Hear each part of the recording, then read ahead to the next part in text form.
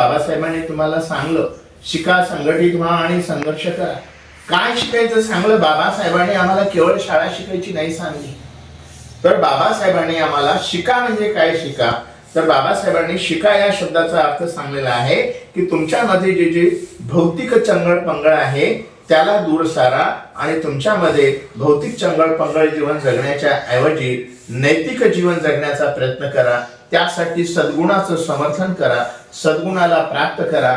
आपल्या अंगी असलेला एक एक दुर्गुण, एक एक वाईट व्यसन हे दूर टाळा आणि एक एक चांगला गुण, चांगले मित्रत्वाची रिलेशन जपणार जे छंद आहे तो जोपासा. आणि जे मग असं शिकायचं बुद्धाने आम्हाला सांगलेलं आहे किंवा तीच गोष्ट बाबासाहेबांनी आम्हाला शिका या संघटित व्हायचं सांगलेलं. संघटन कशा करायचं? आमच्यातला एक वाईट गुण, आमच्यातला एक दुर्गुण बाहेर काढणे आणि त्या ठिकाणी एका चांगल्या गुणाचं संघटन करायचं, हे संघटन करायचं सांगलंय. आणि त्यासाठी मग संघर्ष काय करायचा?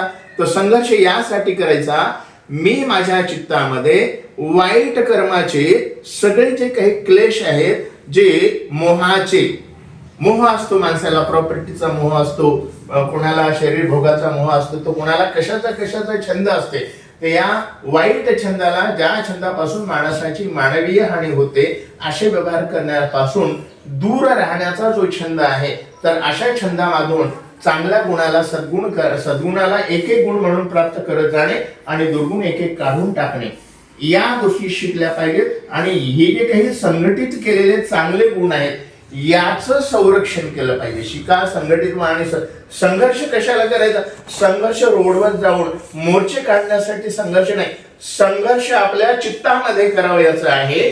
जे आमच्या चित्तामधले दुर्गुण बाहेर आपण एक एक काढून टाकले आणि सद्गुण प्राप्त केले, तर ते सद्गुण पुन्हा कमी होऊ नये आणि दुसरा एखादा दुर्गुण मनामध्ये येऊ नये, यासाठी आपण तो संघर्ष करायचा. असा खरा तर बोधिसत्व बाबासाहेबांच्या शिका, संघटित व्हा आणि संघर्ष करा याचा अर्थ आहे. पण आपण भलत्याच दिशेनं बाबासाहेबांच्या या विचाराचा अर्थ घेतला आणि त्याला व्यावहारिकपण दिलं आणि व्यावहारिकपण देऊन थोडाफार पैसा मिळाला, त्याच्यामध्ये चंगळवादाचा स्वीकार केला आणि चंगळवादाचा स्वीकार केल्यामुळे आमच्या मनामध्ये जे जे निर्माण होते तेच आमच्या कृतीमध्ये येत असते. कारण मनच हे माणसाच्या सर्व संस्काराचा, सर्व जीवनाचा, उलथापालथीचा जो काही घटनाक्रम आहे त्याच्यामध्ये प्रधान असते. म्हणून एका ठिकाणी बहिणाबाईने म्हटलेलं आहे, मन वढाय वढाय उभ्या पिकाचं ढोर, किती हाकला हाकला तरी जातं पिकावर.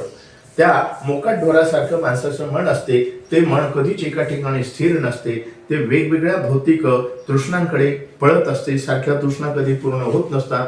म्हणून मानवांनो, तुम्ही मनुष्य जन्मामध्ये आला तर तुम्हाला मनुष्य योनीमध्ये मिळालेला जन्म हा तुमच्या पूर्व कर्माने मिळालेला आहे आणि आता तुम्ही सुंदर माणूस म्हणून जगा. सुंदर माणूस म्हणून जगणे म्हणजेच पंचशिलेचा अर्थ कळून उमजून घेऊन ते स्वतः धारण करणे आणि धारण करून त्या पद्धतीने वागणे. नाहीतर घरात पुस्तकं ठेवली, घरामध्ये सगळं केलं, पाठांतर करून आम्ही त्याचा स्वीकारच केला नाही, आम्हाला सगळं ज्ञान माहिती आहे, मला सगळं मुखोद्गत आहे, नुसतं मुखोद्गत करून चालणार नाही, तर त्याचा मनाने स्वीकार केला पाहिजे. नुसता स्वीकार करून चालणार नाही, ते समजून उमजून स्वीकार केल्यानंतर ते आपल्या अनुसरणामध्ये आणलं पाहिजे, त्याचा अनुभव आपल्या जीवनामध्ये घेतला पाहिजे, तरच धम्माला तुम्हाला त्याचा बेनिफिट मिळतो.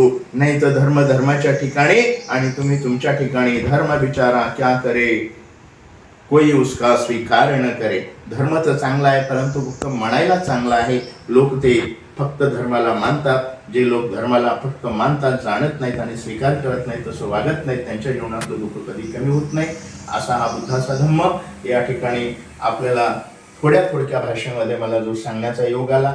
भवतु सब मंगलं रखन्तु सब देवता सब बुद्धाणु धम्माणु संघाणु भावेन सदा सोथी भवन्तु ते.